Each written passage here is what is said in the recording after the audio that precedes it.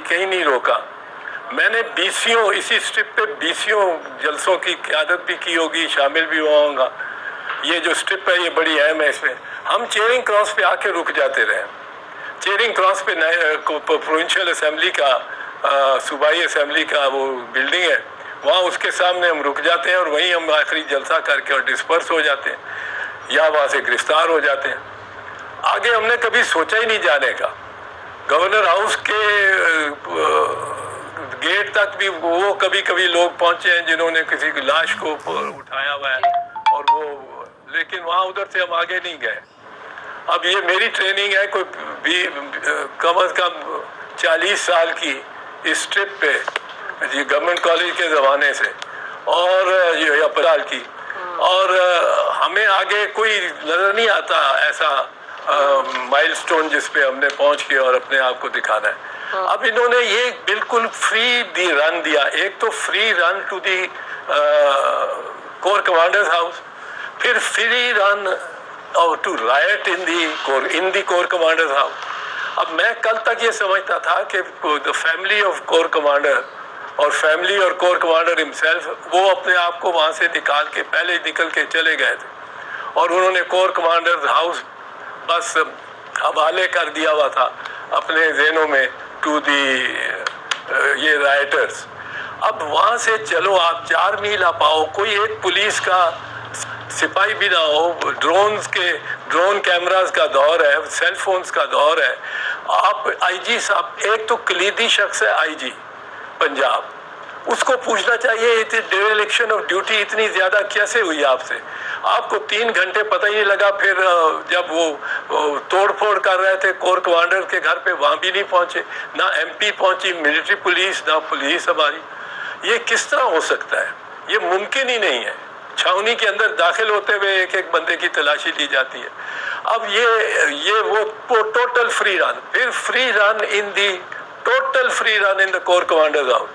मेरा ख्याल बिल्कुल ये था कि कोर कमांडर की फैमिली तो वहाँ नहीं हो सकती, बच्चे तो नहीं होंगे जिनको खतरा हो सकता है, ना कोर कमांडर साहब होंगे, पर कोर कमांडर भी वहाँ है और उनकी फैमिली भी वहाँ है और आपने फ्री फॉर ऑल दे दिया है टू दी राइटर्स कि ये आप जो मर्जी करें। अब दूसरी बात ये है, किसने वहाँ नारा लगाया जहाँ भी ये क्राउड था कि चलो कोर कमांडर की तरफ चलो?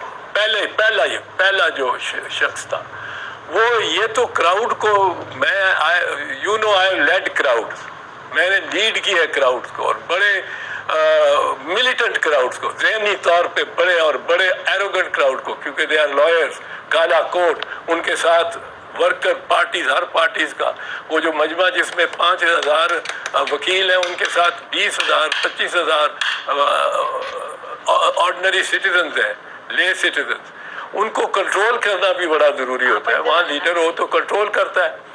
अब ये चला जाता है मॉब, और जाके mob has a free run in the, वो ये किसने इजाज़त दी?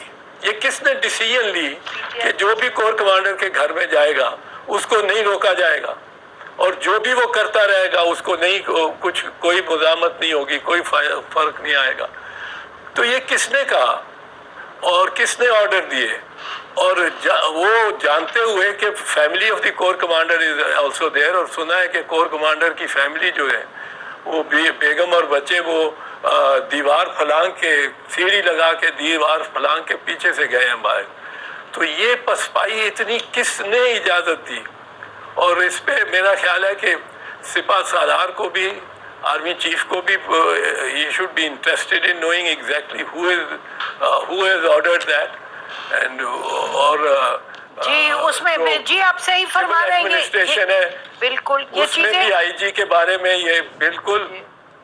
अच्छा, उसमें ये कहा जा रहा है, जब आपने सुन लिया होगा मुतअद्दिद मर्तबा कि जी हमारा ख्याल था कि अगर इंटरवीन करेंगे तो लोग फिर तसादुम ज़्यादा होगा। दूसरी तरफ मुझे ये कहा गया कि जी उनका ख्याल था they were depending on the sanity of the crowd, which obviously doesn't make sense. लेकिन एक बात ये है कि ایک ان کے جو پی ٹی آئی کے آفس ہولڈر ہیں کوئی، جن کی فون کی ریکارڈنگ ہے کہ وہ کہہ رہے ہیں کہ جی ڈاکٹر یاسمین راشد کی آواز نہیں ہے، لیکن انہوں نے کہا جی ان کا آرڈر ہے یہ، تو سیکنڈ ہینڈ کوئی بات کہہ رہے ہیں ان کا آرڈر ہے۔ بٹ اعتزاز صاحب جیسے آپ نے فرمایا یہ تو انکوائری ہوگی تو پتہ چلے گا، لیکن انکوائری تو ظاہر ہے اب آپ جیسے فرما رہے ہیں بڑی لازمی ہے، this is a pure terrorist kind of thing. آپ بل کے مطابق ڈائریکٹ ایویڈنس سے ہی اس کو سزا دے سکتے ہیں۔ اگر میں کراؤڈ میں جاؤں اور انٹریپمنٹ نہ ہو، ہم ڈیلیبریٹلی جائیں اور ایک کام کریں، توڑ پھوڑ کریں، تو اگر میں کچھ بھی نہ کروں تو وہ ساتھ والا جو کر رہا ہے اس کی بھی انٹینشن کی اور اس کے کرمنل کانڈکٹ کی مجھ پہ بھی ذمہ داری وائکیریسلی آئے۔ لیکن اگر ہم انٹائس ہوئے کی گفتگو سنی، اور ناظرین اس کا تب تک کوئی کنفرم نہیں ہو سکتا جب تک اس کی ویریفیکیشن نہیں کی جائے گی، اس کی جانچ نہیں کی جائے گی۔